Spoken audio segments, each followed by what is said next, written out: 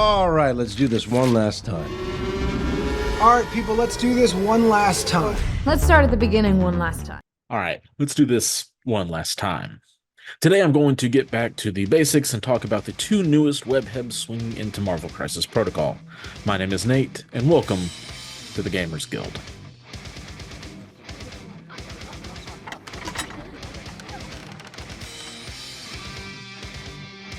So, the Web Warriors have always been a team I've enjoyed playing. Plus, they have my favorite characters, with Agent Venom and really just the rest of the Venom family, which is seeing continued growth here with the release of Gwenom. So, let's just go ahead and talk about Gwen Stacy's time with the suit. She has 6 stamina, moves long, is size 2 and 4 threat. Her defenses, just like the other Venoms out there, is 4 physical defense, 2 energy, and 3 mystic. So nothing crazy here so far. But that isn't the case for long. Gwen's first attack is the Symbiote Spider technique. It has a range of 3, strength of 5, and cost no power. After the attack is resolved, this character gains power equal to the damage dealt. So far it's just a nice range 3 builder, but then it gets really good. There are 2 additional abilities that may ring familiar if you have played the normal Ghost Spider. First, if this character has already attacked the target character this turn, this character may reroll any number of dice in its attack roll. So this can set up some really nice double tap potential, and since it doesn't have to be a specific attack, you can even spend her first, which is really nice. Then the third ability says if Gwenom has advanced or been placed this turn after the attack is resolved, she may advance long. So kind of a built-in hit and run, and opens up some really strong synergies with a lot of different characters and affiliations. All in all, this is a great builder. Then we have her spender, Maximum Gwenom. This is a range 3 7-die attack that is also physical and costs 3 power. This attack seems to stem more so from the Venom side than Gwen, as it will heal her equal to the damage dealt by the attack. Additionally, if you get a wild and a hit in your roll, you get to deal 1 damage to each other enemy character within range 3 of Gwen. So she always has a way to heal herself back up, which feels really good given that weakness to energy attacks. She also has a nice suite of superpowers backing her up. First is Dark Rage. It costs 3 power, and once per turn allows her to throw a terrain feature or enemy character within range 2 or size 3 or less, medium. And for the record, there aren't many 4 threats that get to throw enemies medium, and she is by far the most mobile of the ones who can. So while a lot of her kit is about the damage output, she does also have a nice level of control with this addition. Her next ability is somewhere between a So Many Snacks and a Lifesaver. Pick on someone your own size, costs 2 power, and can be used when an attack targeting another allied character is resolved. If the attacker is then within 3 of this character, Gwenom may make an attack against it. This power can only be used once per turn. So this attack can be a spender, allowing her to heal up out of activation if you have the 5 power to do it. And even just with her builder, it can enable some unique shenanigans depending on the series of cards that you have to play. But a reactive healing attack is always going to have to be in the back of your opponent's minds, and will also kind of put a target on Gwen. We then have a pretty familiar innate spider sense that lets Gwenom reroll 2 dice when making a dodge roll or defense roll against physical and energy attacks. And finally, she has Wallcrawler. So in all, this darker Gwen has some really cool stuff going on, especially when you take into account that her injured side only has 1 change, and that's her stamina actually going up to 7. So, general overview, Gwenom is going to be a quicker version of Venom.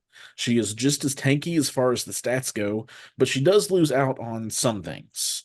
Venom, while not as mobile, has a lot more control available with his web snare, but maybe more importantly is that Venom had his own reactive clapback that heals, while Gwenom needs the enemy to attack elsewhere, so she'll be easier to target down. Which leads me into what she's going to really want to combo with. And really, there are 2 things Gwen wants help with: bodyguards and movement. Not that she's already really mobile, but anything that can help her with a place or advance that doesn't cost an action means she's going to end up getting like 4 actions for 2 with just her builder. So Daredevil's Defender with the Portal from Wong and Blade's Bump in the Night are going to be some really fun places to splash Gwenom as they offer up some mobility, and you can also have a hero to hire with Iron Fist, Luke Cage to get some play out of her, pick on someone your own size, and get the extra efficiency out of that attack. As well, any teams with more bodyguard abilities are going to help Gwen maximize her potential. So the Avengers and A-Force are going to be great for her in that regard. In her home affiliation of the Webheads, though, she's going to pair really well with normal Venom for some double clapback action, especially with Lethal Protector on the board. All in all, Gwenom ends up being a Jill of all trades. She is more mobile than the average four, can hit pretty hard with her rerolls, and has some superpowers that help the damage output get ramped up a little bit, has a little bit of control, and some defensive reroll tech and the healing spender. So while she won't exactly excel at any one thing, she is going to be a persistent problem for your opponent if they don't deal with her. Then we have the Scarlet Spider, aka Ben Riley. He also has 6 stamina on his healthy side, move is medium, size 2, and 4 threat. He has 4 physical defense and 3 energy and mystic defenses. And, well, Ben has a variety of things to do. First up is his Scarlet Strike. It is a physical range 2 5-dice builder that will also have an elusive trigger on a hit and wild, allowing him to advance short. So, a pretty nice builder, all things considered. The range may feel short, but he has something to help with that. He also, very rightfully so, has impact webbing, and it hasn't changed since the last time we've ever seen it. This is a range 4 4-dice physical attack that costs nothing, but guarantees you a power. Then if you get a wild before damage is dealt, you may push the target away short if they are size 2 or less. There isn't really too much to tell here that hasn't already been said before. This is a great attack. It's not the one you lean on to deal damage, but a chance at control and a guaranteed power is something that's really nice to have access to, especially since it's as early, online as early as round 1. Then finally, we have his big spender with whatever a spider can.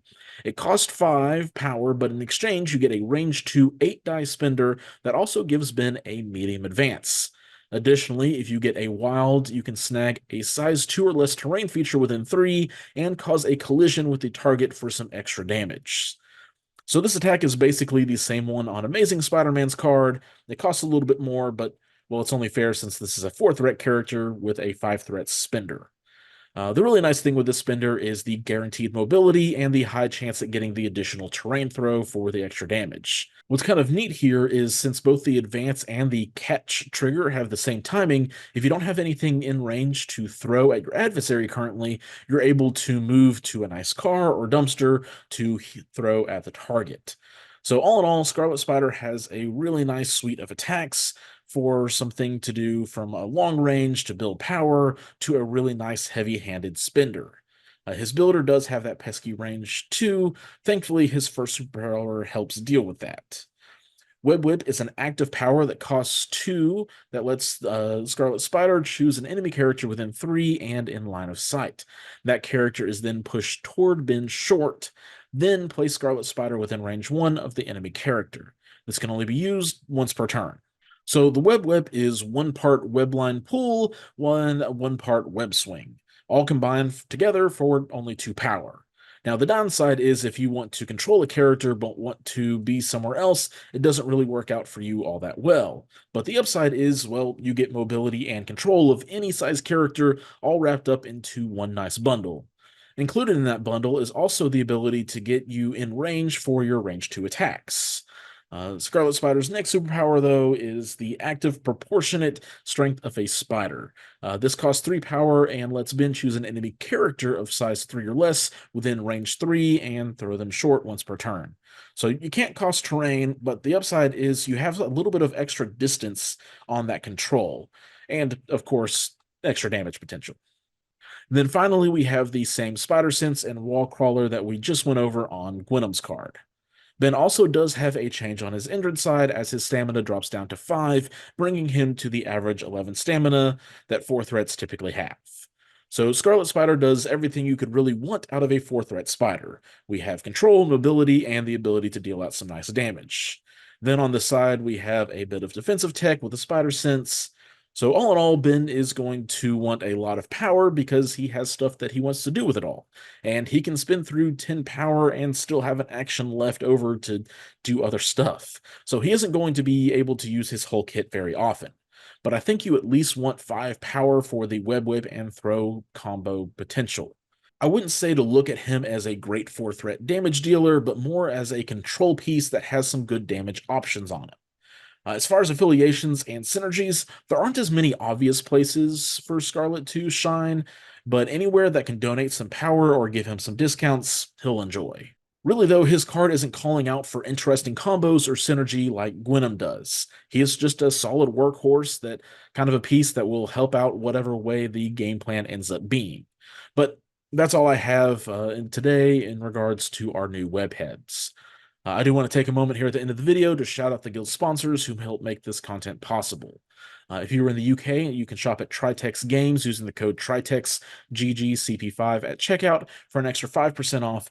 And if you use this code on a pre-order item like the new Web Warriors and Foes coming out this month, it will grant you a grand total of 25% off. If you are in the US, you can shop at gamechefs.org where you can use the code GamersGuild for 15% off your order, and that's in addition to the already discounted prices they have there. As always, if you have an LGS you are playing at, we encourage you to support where you play. A few more things I want to mention in this video before signing off. First, there's yet another new podcast joining the Gamer Guild family. The Sons of Mandalore have risen again. You can listen to Justin Z and Brian, aka Cruisin', and myself talk about the TCG Star Wars Unlimited in a casually competitive way as we talk about some tips and ideas for play pattern, strategy, and more. I also want to take a moment and say if you're enjoying the content here on YouTube or one of the different podcasts and want to support our efforts directly, you can support us on Patreon. As well, if you want to join in silly discussions or ask questions to be answered from rules to general advice, you can join the Guildhall Discord page that has a link down in the description as well. Thank you all for watching, and until next time, keep on gaming.